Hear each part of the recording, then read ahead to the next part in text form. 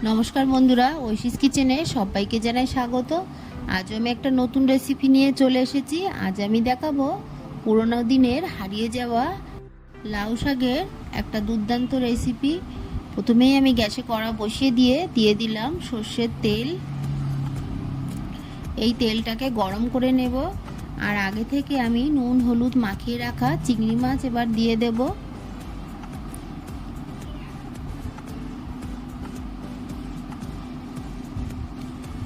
মাছটাকে দিয়ে ভালো করে নেড়ে নিয়ে মাছটাকে ভেজে নেব।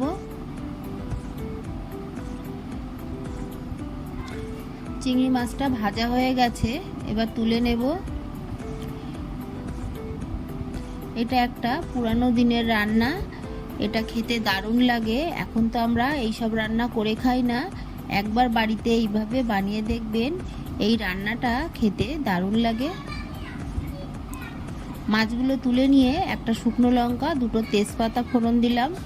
এবার এটাকে ভেজে নিয়ে দিয়ে দিলাম হাফ টিস্পুন পাঁচ ফোড়ন। ফোড়নটাকে ভালো করে ভেজে নিতে হবে। ফোড়ন থেকে যখন একটা সুন্দর গন্ধ বেরোবে তখন এর মধ্যে দিয়ে দেব কেটে রাখা বেগুন, আলু আর লাউ শাক। আমি আলু আর বেগুনটাকে চৌকো চৌকো করে কেটেছি, আপনারা আপনাদের পছন্দ মতো কাটবেন। এবার ভালো করে নেড়ে নিতে হবে।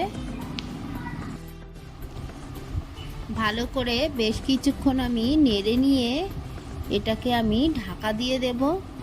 তার আগে আমি এর মধ্যে একটু লবণ দিয়ে দেব। এরপর দিয়ে দেব হলুদ গুঁড়ো,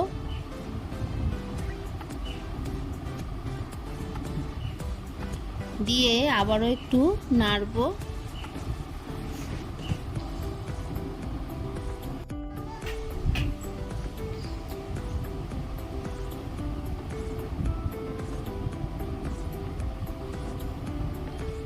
ভালো করে লাউ শাকটাকে বেশ কিছুক্ষণ আমি নেড়ে নিলাম। এরপর ঢাকা দিয়ে দেব। ঢাকা দিয়ে বেশ কিছুক্ষণ রেখে দেব।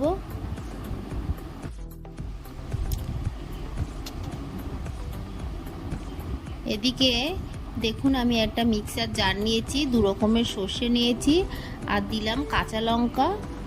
দিয়ে দেব নারকেল, আমি ছোট ছোট টুকরো করে নিয়েছি। দিয়ে দেব পোস্ত,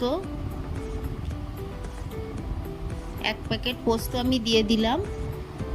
এরপর এর মধ্যে দিয়ে দেব হলুদ গুঁড়ো, খুবই সামান্য হলুদ গুঁড়ো আমি দিলাম। দিয়ে দেব অল্প জল। সবশেষে এর মধ্যে একটু লবণ দিয়ে দেব। দিয়ে এটাকে মিক্সিতে একটা পেস্ট করে নেব।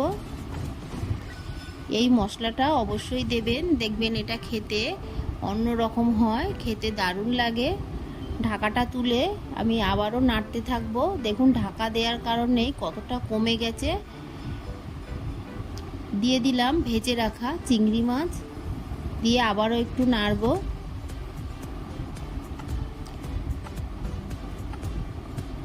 ঢাকা দিয়ে দেব আবারও। ঢাকা দিয়ে কিছুক্ষণ রেখে আবারও আমি ঢাকাটা তুলে নিলাম। নিয়ে এর মধ্যে এবার দিয়ে দেব আমি যে মিক্সিতে পেস্ট করে নিয়েছি সর্ষে, পোস্ত, নারকেল আর আছে কাঁচা লঙ্কা, লবণ, হলুদ একসঙ্গে সব মিশিয়ে আমি যে পেস্টটা করেছি সেটা 2 চামচ এর মধ্যে দিয়ে দিলাম। দিয়ে ভালো করে নেড়ে নেব।